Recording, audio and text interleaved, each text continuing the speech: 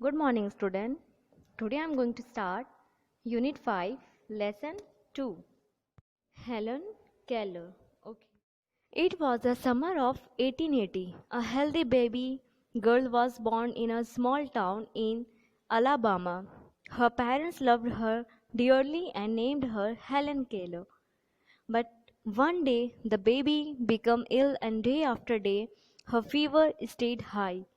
Everyone in the family tried to help her to get better, but all they could say was, "There is nothing more we can do. The baby may not live." Helen lived, but she was not the same after her illness. "Something is very wrong," her mother said. At last they found out what was wrong. The child could not see or hear. The baby grew into a little girl. Her parents felt sorry for her. Helen often cried and held on to her mother. "Give the poor child what she wants," her father would say. Dearly means very much. बहुत अधिक. Strayed means रहा. Felt sorry means दुखी हुए. Okay 1880 की गर्मी थी. Alabama के एक छोटे से शहर में एक स्वस्थ बच्ची ने जन्म लिया. उसकी मम्मी उसे बहुत प्यार करते थे और उसका नाम उन्होंने हेलन केलर रखा. लेकिन एक दिन बच्ची बीमार पड़ गई और दिन ब दिन उसका बुखार बढ़ता रहा. परिवार में हर किसी ने उसे ठीक होने में सहायता का प्रयास किया, लेकिन सभी यही कहते थे कि इससे ज़्यादा हम कुछ नहीं कर सकते. बच्ची शायद जिंदा नहीं बच पाएगी. हेलन जिंदा बच गई, लेकिन बीमारी के बाद वह वैसी नहीं रही. कुछ बहुत ही ज़्यादा गड़बड़ है, उसकी माँ ने ऐसा कहा. अंत में उन्होंने पता कर लिया कि गड़बड़ क्या था. बच्ची देख या सुन नहीं सकती थी. बच्ची थोड़ी बड़ी हुई. उसके माता पिता उसे लेकर बहुत दुखी थे. हेलन अक्सर चिल्लाने लगती और अपनी माँ को पकड़ लेती. बेचारी बच्ची, जो कुछ मांगना है उसे दे दो, उसके पिता कहते थे. Though Helen could not hear or see, she was a bright little girl. Some people thought Helen could not learn anything. Her mother did not agree. "Helen is very smart," she said, and added, "The problem is, how can we reach her? She is locked up inside herself." Helen began to grow wild. She would not let anyone comb her hair. Her clothes were always dirty. She was often angry. Sometimes she was even lay on the floor and kicked her feet. Her parents thought that they should find a teacher for her. Miss Sullivan, a young teacher, agreed to help Helen to learn to see the world. Miss Sullivan gave Helen a doll. DOLL spells doll. She spelled the word with her finger. Helen's head. She made the letter with a special hand sign. Bright means intelligent, Tej. Locked means बंद. Wild means जंगली.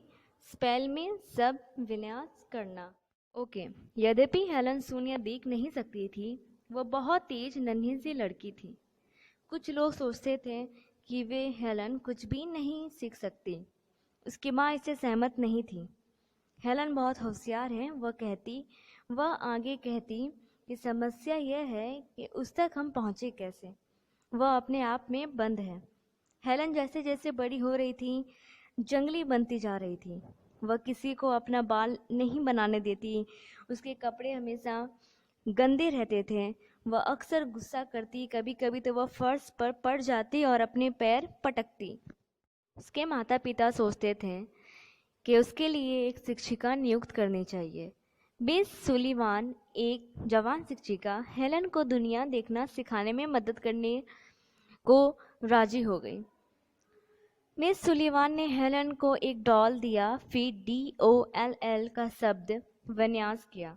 उसने अपनी उंगलियों से Helen की हथेली पर शब्द विन्यास लिखा. उसने सभी अक्षर खास हस्त संकेतों द्वारा बनाए. Helen copied her teacher and spelled doll too, but she did not understand what she was doing. Helen liked Miss Sullivan. She was strict but kind. She spelled a lot of words for Helen on her hand and day and night to make Helen understand. One day, her teacher made Helen put her hand into running water. Then she spelled water. Suddenly, Helen understood that water meant something wet running over her hand. She understood that words were, were the most important things in the world. Words would tell her everything that she wanted to know. Okay, copied means नकल करना, स्ट्रिक्स means सख्त। Helen ने अपनी शिक्षिका का अनुसरण किया और DOLL का शब्द विन्यास भी किया, लेकिन वह यह नहीं समझ पाती थी कि वह क्या कर रही है। हेलन मिस सुलिवान को पसंद करती थी। वह सख्त तो थी लेकिन दयालु भी थी। उसने दिन रात हेलन की हथेली पर बहुत से शब्दों का शब्द विन्यास किया ताकि हेलन समझ जाए। एक दिन उसकी शिक्षिका ने हेलन का हाथ बहते पानी में डाल दिया। फिर उसने WATER का शब्द विन्यास किया। अचानक हेलन समझ गई कि WATER का कुछ मतलब गीला पदार्थ से है जो उसके हाथ के ऊपर से वह बह रहा था। समझ गई कि शब्द दुनिया में सबसे महत्वपूर्ण चीज़ है। वह जो कुछ जानना चाहती थी शब्द उसे सब कुछ बता देंगे। New words dearly, illness, agreed, and important.